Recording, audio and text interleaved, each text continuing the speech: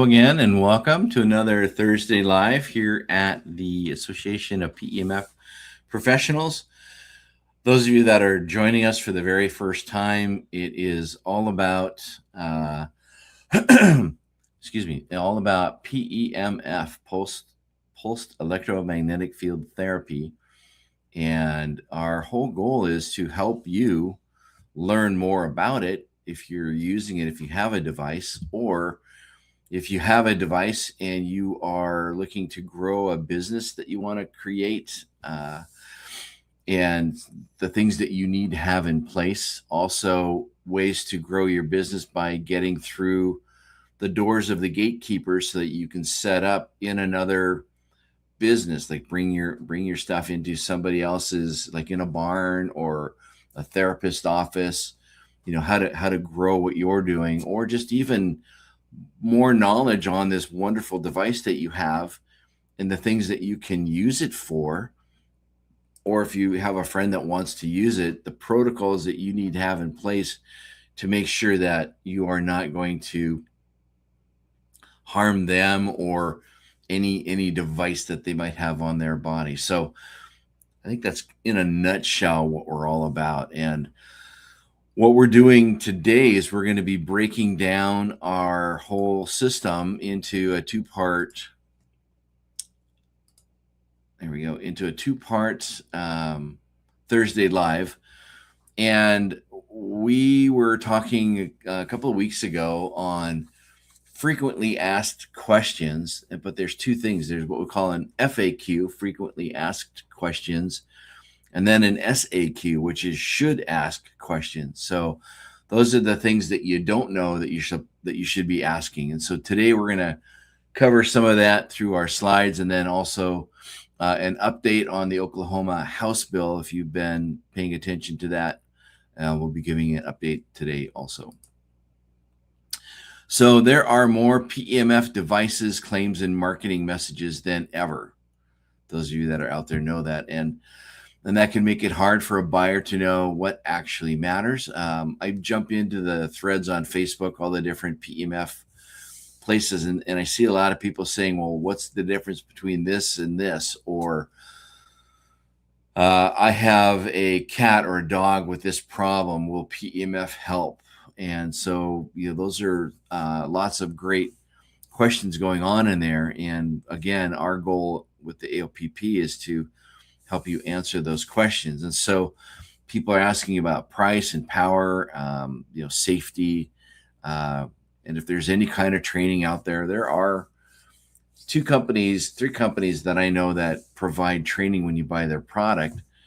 And then there are 4 other companies that use us, the AOPP, to provide the training and certification. And then there's 2 or 3 companies that are out there that don't provide anything. And sometimes even just trying to call them to get a question answered is tough. And so those are like know before you buy types of things. And so today's goal is to slow the process down a bit and help people ask smarter questions before they buy. So PEMF, what it is and what it is not. So again, what is PEMF, and is PEMF the same as TENS, EMS, or static magnets? And what is it supposed to do? So that in and of itself is like a 1 hour to 2 hour workshop on just the whole process. But I'll tell you right now, it's not a static magnet. It's not the same thing as putting a neodymium magnet on your wrist. It is a pulsed, which means it's on and it's off. And it's a magnetic field, which is the same magnetic field as Earth's magnetic field. Some devices allow you to alter what that frequency is based on what you're targeting. And then a TENS unit is a electrical stimulator, and it is a device that has to be touching directly on the skin, and it shocks from one pad to another. So it sends an electrical shock through that. That's what a TENS unit is, and that is not what PEMF is. So if somebody says, oh yeah, I've had that done before, they're looking at the person's skin, or they feel it or they hear it, and it sounds like it's an electrical shock, but it's not. It's a magnetic pulse. And it can be done over clothing. It can have an air gap, so it doesn't even have to touch you in order to feel it. So those are some of the things that I say to my patients when they're asking about it. What is it supposed to do?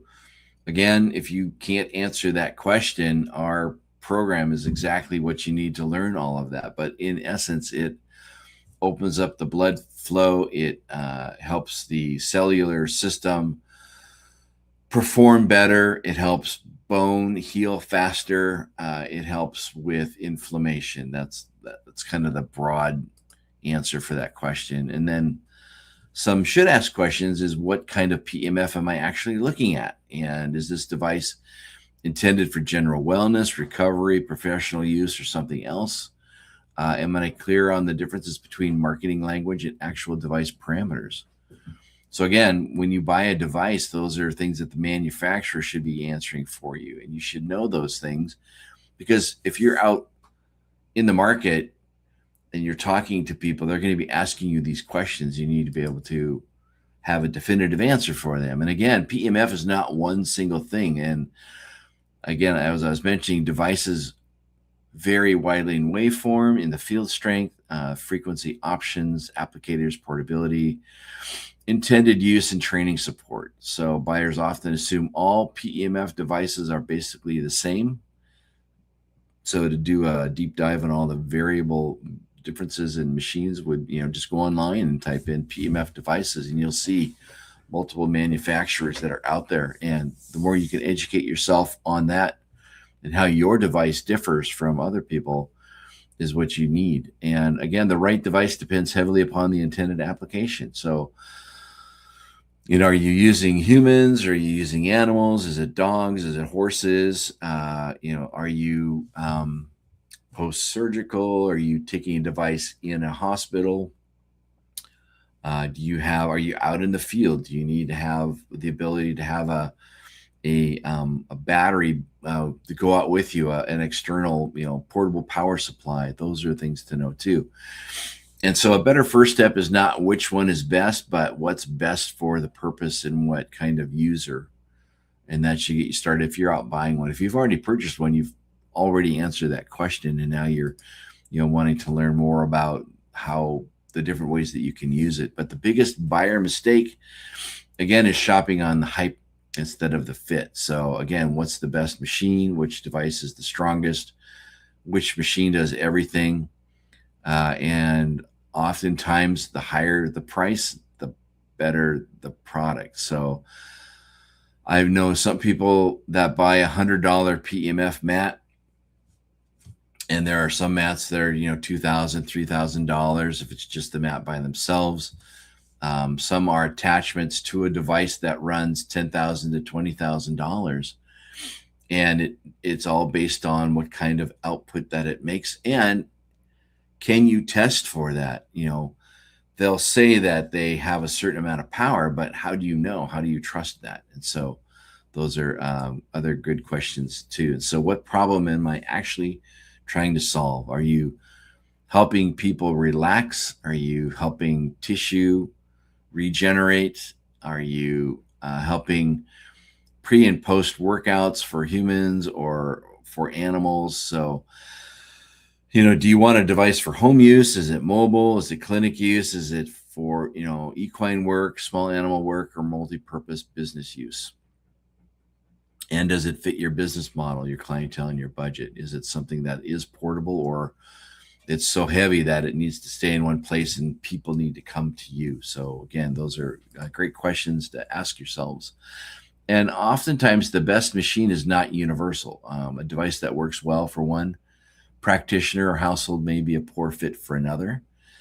And buyers should think through the use case first, and who it is for, where it will be used, how often, by whom, and with what level of support or education. And there are companies selling devices that have no education and no support. So if it breaks down, are you able to return it and have it fixed? And if so, do you get a loaner while it's being fixed? Is it a one and done? It's like, sorry, just throw it away, buy another. Again, those are great questions to ask before you invest in buying a product. So how much power do you need? Is this a battery operated one, and how often do you need to switch out the batteries? Or is it plug into 110?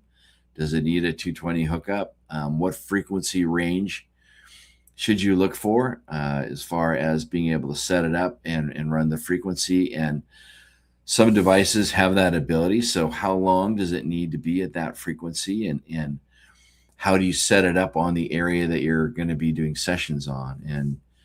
And some devices come with a preset. So, if you're going to be doing a session on a wrist, it's preset number 2, kind of a thing. You've already got it. It comes with automatic presets, or you put in the frequency, the range, and the time, and you create your own preset. So are all those available? And then do you need lots of presets, or you just need on and off, right? So again, it's all going to be based on what you're doing. And then what AQ is this? Is this an FAQ or an SAQ? So this is a SAQ. So are the specs clearly disclosed and explained in a way I can understand? Is it, do you need to have the ability to perform brain surgery and read Greek and Latin in order to understand the user manual? Can frequency and intensity be adjusted separately, or are they all linked? So you turn it on and you hit the 15-minute button, or are there gadgets and dials and switches, and then you can, like, okay, for deep tissue over a kneecap, it's going to be this setting, or on an animal for a shoulder, or those types of things. And then what applicators are included? Some have only come with one, and then if you want, like, for a mat or a shoulder or a neck, or a body or a knee, or a wrist, are there specific applicators needed for those areas? Same thing with animals. Is it just a mat, and then the animal needs to be on a blanket, in a cage, that type of thing? So what's your overall setup look like? And then what applicators are included? Again, how do they affect use? Does the company explain output honestly and consistently? And we've asked lots of manufacturers to give us their specs, and a lot of them don't, which is really, but yet they'll say what it is, but they won't show us how they got those numbers. And we are now seeing a device that's being made where we can test all of that. So you'll be seeing, spoiler alert, you'll be seeing future videos of us in a room with all of the devices, and we'll be taking them one at a time and running a test on it to actually get the true numbers. So we hope to have that whole process set up this summer and have that in. It'll be a really great set of videos that we'll be doing. So again, specs matter, but only if they're clearly defined and transparently presented. Buyers should look beyond buzzwords. Ask whether the company explains the device's settings, the applicators, the output, the intended use, and more features. Excuse me. More features are not always better. Sometimes simplicity works the best. What I use in my clinic, it's an on button, it's a timer, and then it's the intensity. So those are the only 3 settings that I use, and I've done very well with just those. But again, it depends on where you are going with this. And, there are companies that specific frequencies target certain types of tissue. And the more that you study those, the more that makes sense if you're going to be doing that. And then training, support, and education matter more than many buyers realize. So again, what does the company teach? Is there somebody that does a video on, here's how to use our machine, here's the best practices? Do any of them tell you to make sure you have a surge protector to protect your device from a power surge? How much training do you need? There are states that are going to require certifications. Does your company provide those certifications? Can you just learn as you go? Yep, you can. Um, a lot of people do that, but what does that mean? Do you study things as you go, or is it the true trial and error where you're using it and a good thing happens and you're using it and a bad thing happens? You don't want to have bad things happen if it's already known that they can happen if you do it a certain way, and you just learn that you don't do that versus experience that problem. Some should ask questions is what onboarding, education, and post-purchase support are included. If I plan to use this professionally, what training and documentation should I have? If you're going to present yourself as a profession, how are you setting yourself up to be able to do that? Again, a device is only part of the education. Again, education, responsible use, understanding how to introduce PEMF appropriately are equally important. I've seen, well, it's interesting because I'll be using it in my clinic and then I'll have a patient be using it and somebody walks by and they go, "Hey, what is that?" They go, it's this electrical device and it shocks you and it makes you feel better. It's like, well, where did you come up with that? That's not what I told you. And they go, "Well, what is it?" It's like, okay, they weren't hearing me. And so that's when you get into that Socratic questioning where you have them repeat back to you what you've just said to make sure they understand it. Because I don't want that patient going out into the public saying, "Oh, my doc's got this great device. It sits on you and it shocks you, makes you feel better." And somebody says, "Oh, I have one of those at home. It's a TENS unit." And they go, "Oh, okay, I didn't know that." So again, you don't want that conversation to happen. So how do you prevent that? As business owners, especially. And again, success is going to depend less on the machine itself and more on understanding how to position yourself, the machine, and the clients that you're using it on, that everybody understands all of the correct keywords. Because frankly, most of the people and the animals you're going to be using it on have never experienced this before. It's still brand new. Those of you that are using it know that. So buyers should ask what happens after the sale. So, if I buy this device from you, what kind of support do you have? If there's a problem with it, do you have, if you're out on the field and your machine drops on you for some reason, can you pick up the phone and call and say, "Hey, this isn't working. How can we get, can we get this fixed right now?" Because you've already spent the time getting there if you're mobile, or you've got somebody coming in, they're sitting down and you hit the on button and it's not on anymore. It's like, what do? Do you have to shut your business down for a month? Like I said, is there a loaner, or do you have two machines? Do you need to have two machines, kind of a thing? And so, and even continuing education, they all matter because it's such a pioneering product that, we learn as we go. How we were talking about PEMF 15 years ago is totally different than it is now because of the things that we have learned from it. And again, our educational system is only as good as the diagnostics and their abilities. So the sharper and smarter diagnostics get, the better we can present PEMF to you so that you have that knowledge. Some important business questions, those adding PEMF as a service. So can you make money offering PEMF? Is PEMF a good add-on service? And how much should I charge? So those are all great questions. And if you have, again, PEMF is not paid for by insurance. It's an out-of-pocket expense, but that doesn't mean you can't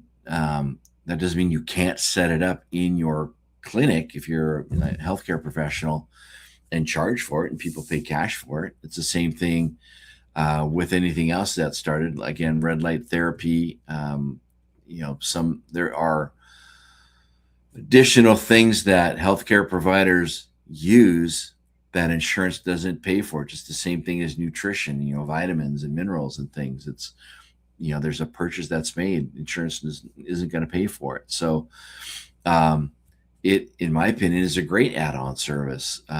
If you're in the healthcare field, even massage therapists, if you can have somebody that shows up early, they can sit on a mat for 10, 15 minutes, and it's in your lobby, and so they come in even a little more relaxed. It's a perfect thing for that. And then how much should you charge?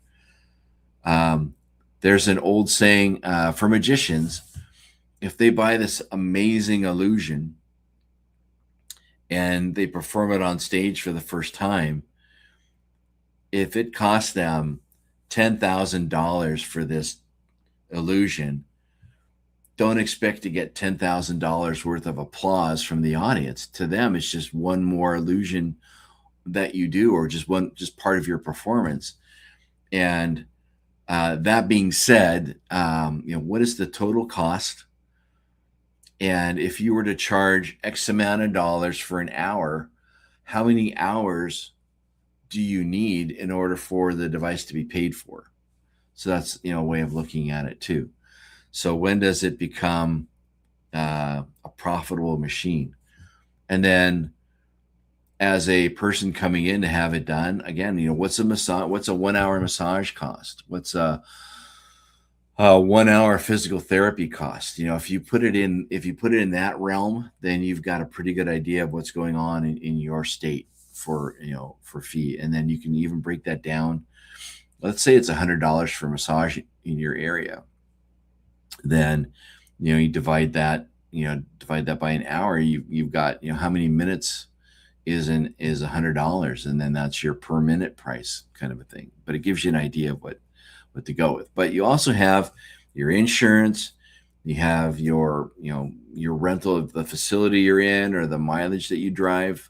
Those are all things that you have to have factored into, and we go into that on the membership side when you learn about PEMF. So should ask questions is does PEMF actually fit my current client base or service model? Am I prepared to explain what I do in a compliant, responsible, non-overstated way? Have it put on a piece of paper. That's the best way to do it. What are my local, legal, regulatory, insurance, and documentation considerations? So if you are in business with this, do you have to have a malpractice insurance? And so those are some great questions that you need to ask and to be compliant in your state. And if you're charging money, is that something they have to keep track of? And does your state make you pay a service tax on top of that? So again, those are all things that you need to figure out. But again, adding PEMF to a business is not about buying a device. It's also about operations, communication, scope, compliance, and pricing strategy. Providers should think about whether PEMF complements their existing services naturally, or whether they're expecting the machine itself to create demand. So is it word of mouth that you're doing? Are you, again, be careful what you're talking about as far as making claims on things. There are definitely do's and don'ts about marketing PEMF. And again, a more strategic question is whether the business is ready to integrate PEMF responsibly and sustainably. So once you start using it and people tell other people about it, then more people will be coming in to use it. It will. It's definitely a groundswell. But some red flags, again, how do I know if a company is credible? What should make me cautious? Those are great questions. And again, how long has the company been in business? You can go on to like Reddit, you can do Better Business Bureau. You can check a company that way if people have had complaints against them. Were they resolved? Even go into their Google 5-star and see if there's a ton of 1 stars, or if there was just one star.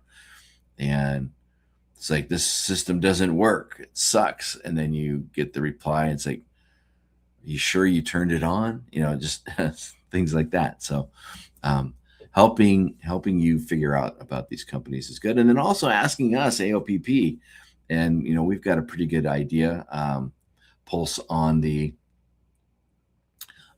fingers on the pulse of the AOPP community. Let me drop in here, Angie. Word of mouth, yep. And many of my clients have been referrals, a few from vendor shows, but mostly from word of mouth. It's true. This is one of the true products that uh, travel or grow best with word of the mouth marketing. Let's see here. I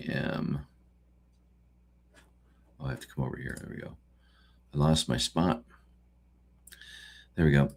Okay, so some talking points. Again, red flags can include unclear specifications and exaggerated outcomes, lack of training, lack of transparency, or messaging that implies PEMF works the same for everything and everyone. Buyers should be cautious about pressure and buy now. It's like, well, if you don't get this now, the price is going to go up next month. Um, it's you just beware of that. If the salesperson, I've seen companies fire salespeople because they're pressuring people with unsubstantiated claims, which is not good. So I'm glad the companies are stepping forward and doing that. But again, understand the device, its intended use, and its limitations. And again, a trustworthy buying process should leave the customer feeling more informed, not more confused. So again, what do I want this device to help me do? Who will be using it? Where will it be used most often? What training is included? What support is included after the purchase? Are the device specs clear and explained honestly? Does this fit my budget beyond the initial purchase price? If I am using it in business, what are my compliance and documentation responsibilities? Great questions to be asking yourself if you're starting this up. And again, some questions that matter more often is what is the strongest machine and which one has the most programs? But again, better questions usually lead to better purchases, better outcomes, and fewer regrets. PEMF is not just a product decision, it's an education decision, a business decision, and sometimes a compliance decision. Asking smarter questions up front helps buyers avoid confusion and makes choices that are better aligned with their goals. Invite viewers to watch part 2. That's my cue, which we will be doing in the next week on PEMF. So I invite you to watch part 2 about businesses already and practices already in business and the practices that they may be overlooking. But again, I think the big one is your goal to work in a hospital. Well, your device has to be approved by hospitals in order to bring it in. Otherwise, you won't be able to make it in. So some businesses won't allow you. Some horse places won't allow you in unless your device is compliant and the state sets the compliancy. So you need to be learning about that too. So again, if you have some things going on here, again, comment with the number one question you have before buying a PEMF device, and then also share this with somebody considering PEMF for personal or professional use, and then follow up on our part 2 with what we've got going on. So again, thanks for hanging out on this part. Stick around because the next slide is the update on what's going on with the House bill. And if you're thinking about buying a PEMF device yourself, or you have one and you want to expand what you're doing, this part 1 video was for you.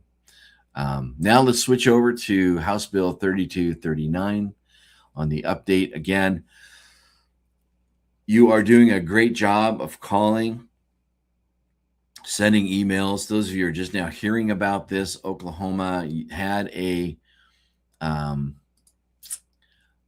move through the committee process. It was adding that instead of it just being a vet only, that practitioners of PEMF could use PEMF as long as they got certified and they were getting ongoing education for that, which made us a perfect fit for that to help you out. And then as it went into be talked about, that portion got removed. So if this gets passed through as is, it's going to make it very tough for anybody that is a PEMF user in Oklahoma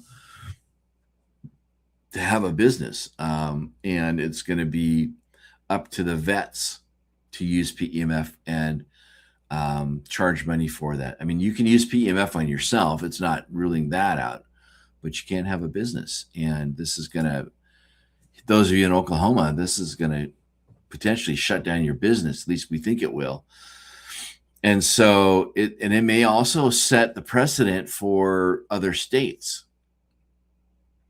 So we want you to, again, we've already reached out as the AOPP to the people involved, but what we need are you as members to go to our website and check out the templates and also the contacts. These are just two of the ones that we recommend that you go to.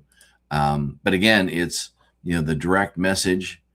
Please maintain a clear legal pathway for animal PEMF sessions in House Bill 3239 by restoring the PEMF certification pathway and clearly excluding PEMF from the definition of veterinary medicine for qualified non-veterinary providers. And again, the sessions are already being used in Oklahoma where it's already being done. So they're not going to cause a problem by adding this on.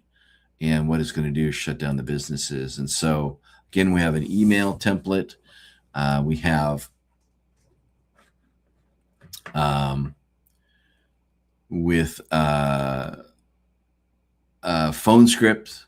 You can make up your own, but this is a sample of what you're doing. And again, when you call, don't be afraid. It's going to go to an automated system, or somebody's going to answer the phone and they're going to say, what is this about? And you're going to say it, and they're going to go, okay, thank you very much. And then you just record a person called, this is their name, and this is what they said. So the people that are going to be working on these bills, they just get a kind of like a head count. It's, of who's doing what. So Angie asks a great question. Like, can you send it more than once?